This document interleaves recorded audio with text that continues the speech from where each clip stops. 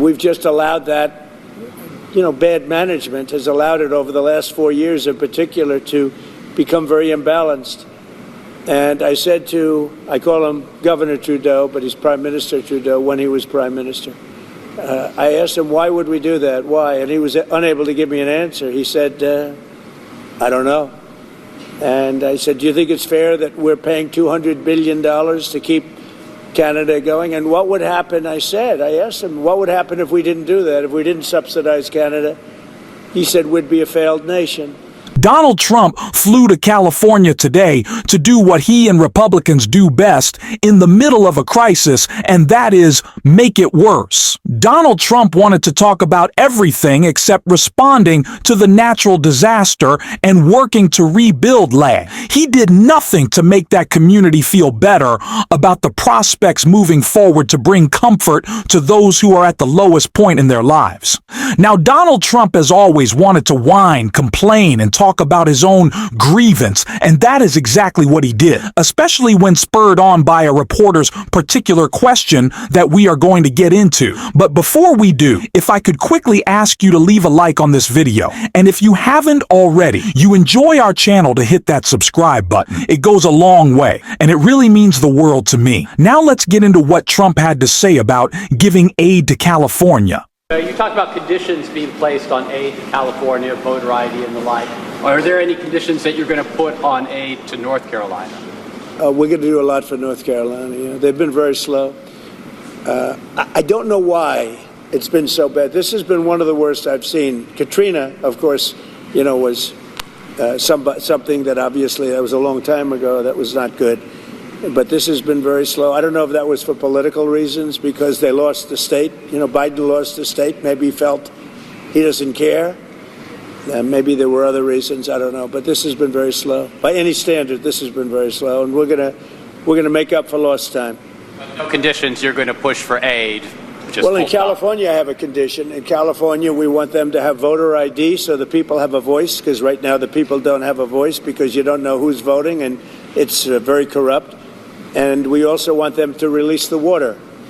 If they released the water, they wouldn't have had a problem. If they released the water when I told them to, because I told them to do it 7 years ago, if they would have done it, you wouldn't have had the problem that you had. You might not have even had a fire. So, but here I don't have that. It's a different thing. You got hit by a storm. The people are incredible. They worked really well. Franklin was fantastic, and other groups. By the way, other groups came in that were also fantastic. And other states came in, Tennessee and a couple of others came in, and they really helped. That's the way it's supposed to be. No, this is a different kind of a thing. I am not surprised that this is the condition that Donald Trump wants. He knows nothing about water systems or response to wildfire, so there was no way he was going to come in with this scientific plan of how the LA Fire Department can build better or better execute responding to these disasters, because he doesn't know anything. Donald Trump is all he knows is that he thinks he would have won California if there wasn't cheating. And so he's deciding that voter ID is what is necessary to protect people from wildfires, or we see serious. Every day is going to be embarrassing once again, having this guy be our president, and he couldn't even stay focused on attacking California. He moved to our neighbors from the north as well in Canada with this, right here. Like with Canada, we lose $200 billion a year with Canada. That's because we allow them to make cars. We allow them to take lumber. We don't need their cars. We don't need their lumber. We don't need their food products, because we make the same products right on the other side of the border. It's sort of crazy. So we've just allowed that. Bad management has allowed it over the last 4 years in particular to become very imbalanced. And I said I call him Governor Trudeau, but he's Prime Minister Trudeau when he was Prime Minister. I asked him, why would we do that? Why? And he was unable to give me an answer. He said, I don't know. And I said, do you think it's fair that we're paying $200 billion to keep Canada going? And what would happen, I asked him, what would happen if we didn't do that, if we didn't subsidize Canada? He said, we'd be a failed nation. And I said, then you should be a state. Because why are we paying all of that money to Canada when, we could use it ourselves, right? So we take care of their military. we're going to order about 40 Coast Guard big icebreakers, big ones. And all of a sudden, Canada wants a piece of the deal. They say, why are we doing that? I mean, I like doing that if they're a state, but I don't like doing that if they're a nation. Also, they've been very nasty to us on trade. Historically, Canada has been very, very bad to us, very unfair to us on trade. So we'll see how it all works out. The United Kingdom I would love to see Canada be the 51st state. The Canadian citizens, if that happened, would get a very big tax cut, tremendous tax cut, because they're very highly taxed. And you wouldn't have to worry about military. You wouldn't have to worry about many of the things. You'd have better health coverage. He just doesn't care. He doesn't care about anything but himself. His own petty grievance in making a scene why Donald Trump is talking about Canada becoming the 51st state is, I'm sure, because he wants that to be the headline from this event. Not the fact that he did nothing or said nothing to make the people of Los Angeles feel better, talking about the investment that the federal government should be making. President Biden, as Gavin Nome has stated again and again, was responding via text message. He didn't even need to call, just via text, saying, we will provide you all the aid you need. We will cover 100% of this rebuild. The federal government is behind you. And Donald Trump is talking about Canada. Donald Trump is talking about Canada.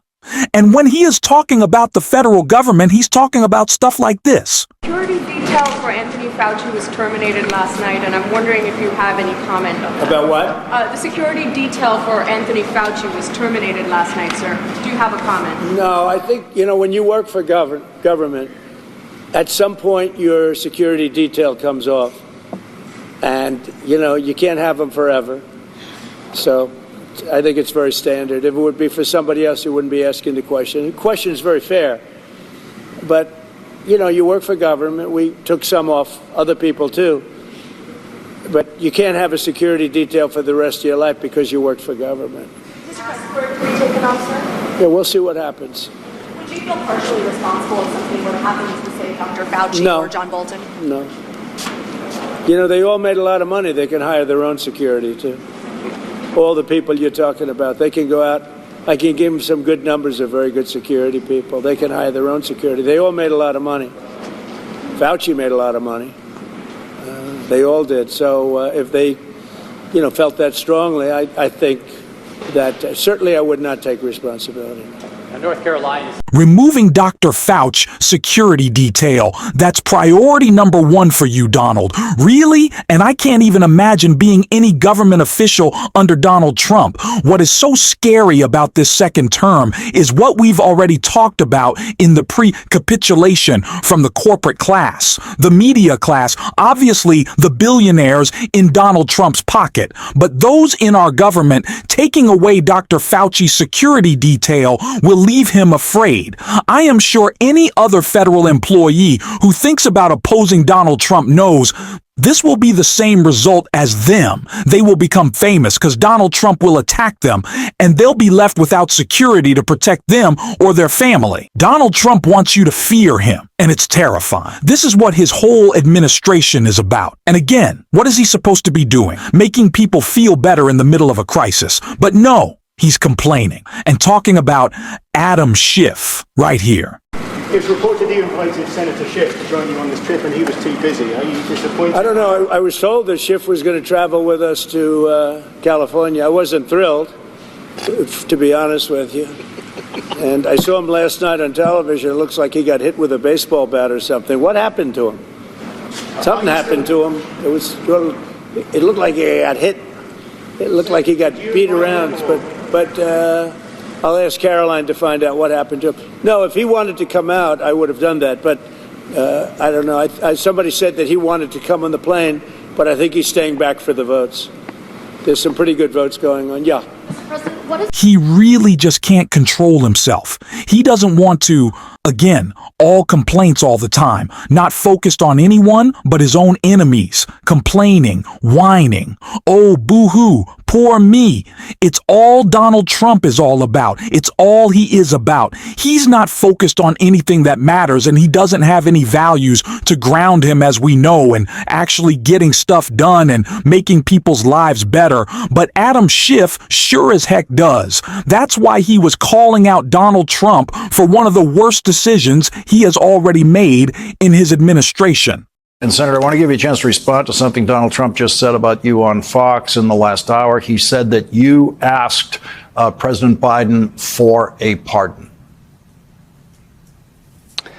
Well, that's absolutely false. In fact, I told the administration they should not give these pardons. But I watched that interview, Lawrence. I heard the president speak 3 lies in quick succession within a minute, 3 lies a minute, and I've reached the conclusion, clearly, Lawrence, he's slowing down. Yes, and he said things there that if this were the Biden presidency, people would be, there'd be massive headlines tomorrow about how loss of cognitive ability and all that, which we will not see in any headlines tomorrow.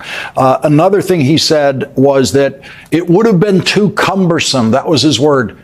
Cumbersome to study every one of the 1,600 pardon cases where he issued all those pardons. So, of course, he would have no idea that one of them was engaged in child pornography and other such things in these records. Just too cumbersome for a president to look at every case that he was pardoning. I asked Pam Bondi about this during her confirmation hearing. Would she be going through these cases? How could she possibly be going through these cases one by one? She was indignant. Oh, of course she was going to go through these. Of course she was going to give each of them individual attention. Turned out to be utter nonsense. Look, there are, I think, 3 really significant takeaways from what just happened in the last 24 to 48 hours. The first is what you've been emphasizing, which is these people he just pardoned were beating police officers within an inch of their life. They were bear spraying them. They were gouging them. Were hitting them with baseball bats and hockey sticks. These are the people Donald Trump just pardoned. So one thing is abundantly clear. He doesn't give a rat's ass about law enforcement. That much is clear. But it's also really significant that these crimes, as serious as they are, of attacking law enforcement, were in the service of an even larger crime, and that was the crime of trying to interfere with the transfer of power after an election. So these were in the service of his holding on to power after losing the election. That itself is a major crime against our democracy, against our Constitution, against our country. But then finally, in giving these violent offenders these pardons, he is essentially telling people who would commit violence on his behalf that he has their back, that he will pardon them if they commit violence in the service of Donald Trump. And you would be hard-pressed to find a country that has gone from a democracy to a dictatorship without finding this step of essentially pardoning people who commit violence on behalf of the would-be dictator. It doesn't mean that we're going to become a dictatorship, but it does mean that we have taken one tragic step in that direction. Senator Adam Schiff, thank you very much for joining us. The pardons tie in so perfectly. Is the wrong word, unfortunately, is the right word to the removal of the security detail for Dr. Fauci again. There are people across the country who turned in their own family members, had to make a difficult but brave decision to turn in their own family members who stormed the Capitol on J6, who participated in the planning of the insurrection. They had to tournament. And now those people are worried because their January 6th insurrectionist family member is out of jail and probably thinks they can do anything they want with the wind of Donald Trump. And in their sale, that is a terrifying thought. That is a terrifying thought for all those who have seen. If you go after Donald Trump's enemies violently, he'll pardon you. That is scare, and it's something that needs to be called out. And it's what we're going to be doing on the show every single day. And if you want to support that, as always, you can hit that subscribe button. You can leave a like on this video. And if you're stuck around at the end, you can drop a blue heart in the comments. Until next time, I'll see you soon.